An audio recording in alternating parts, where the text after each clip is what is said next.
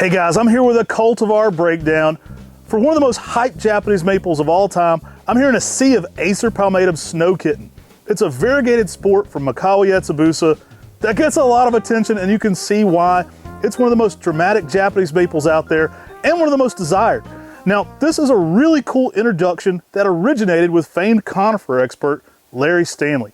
Larry actually brought some trees in from New Zealand one time, and as the story goes, he had some trees collapse, a greenhouse collapse in the snow, and sticking out the hole when he went to do his cleanup was the variegated sport off Snow Kitten. So it was sticking up through the greenhouse, and he goes, oh my gosh, what do I have here? He cleans up all the rubble and debris from the snow, and he's got this variegated sport going on a Makawa Yetsubusa. Grafting that tree turned that sport into Snow Kitten. Now this one goes by many names. It was first circulating around by the name Elmer.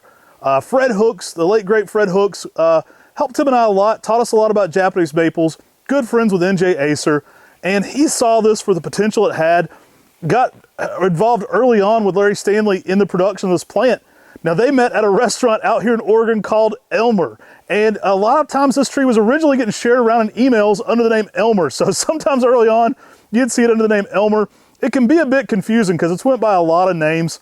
According to Larry, the most correct name is Snow Kitten, and that's the name that Fred Hooks put on it when he initially decided to get this into production. I've seen it under Makawa Nishiki, which didn't make sense because there's already one out there, and Yukiyama Yamayuki is another frequenter of this tree, but I think the original name and most correct name is that Snow Kitten. Now this is a dwarf compact variegated Makawa. It's much slower growing than Makawa Yetsubusa. I wouldn't say it's finicky, but it's a little less durable than Makawa. You have to be careful with this one not to overwater. It doesn't want to be in boggy or wet feet. It tends to be more of a production plant and container grower. A lot of people have this one in a pot where they can control that water amount, doesn't want wet feet at all. I've actually had one in the ground in Zone 6B in Western North Carolina for over 7 years now, guys. So it is possible. Very slow growing though, compact, dense form. You want to make sure it has slightly elevated stance for putting it in the ground. You don't want to put this one too low.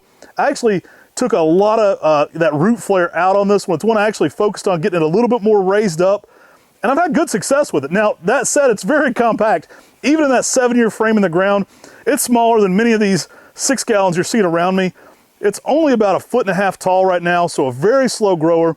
In the ground, you could compare this one a little bit more to something like Tattoo than Makawa Yetsubusa because it's much slower stature.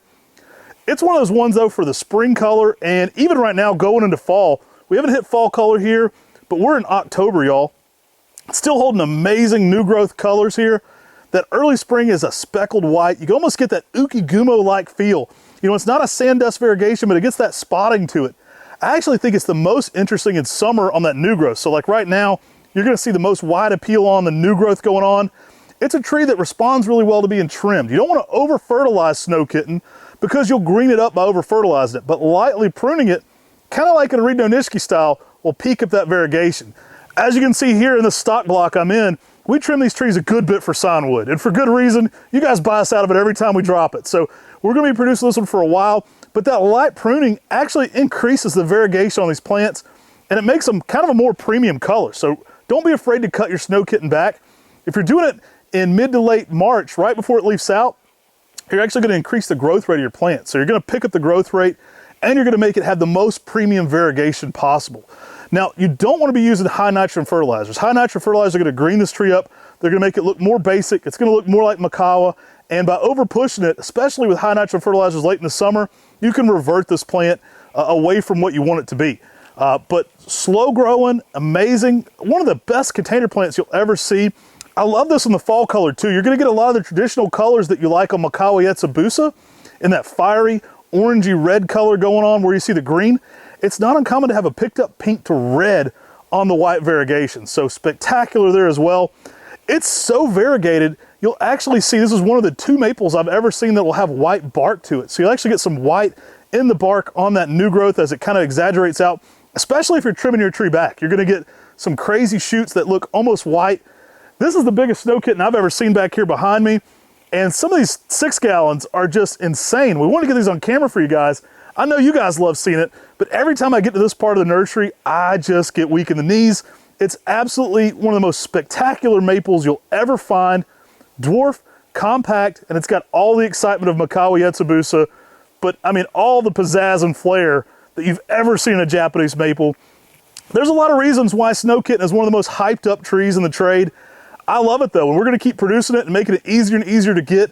It's something that frequenters of Mr. Maple will find that we'll have at open houses, or we'll drop it on our upcoming tenant tins.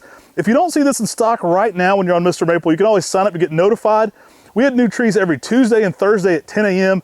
And when we do sets of Snow Kitten, they come out in sets. So you can see our stock block here is pretty big. When we're producing from these, we're dropping 100 or more at a time. And guys, those will be on those 10 at 10 releases. That's the easiest way to grab one. Or come see us in person in one of our open houses. Sometimes a few of these will sneak in to those mixes there. We love making all of the best Makawa Yetsubusa forms available to you guys, and all the time. So we're always working to get those numbers up. This one's one that I haven't seen an end in sight for. Everybody's after this one, and I think it's only going to grow in popularity as it gets out there. Remember with this one, good drainage is your friend. You don't want any boggy feet on this one. It's a great plant though.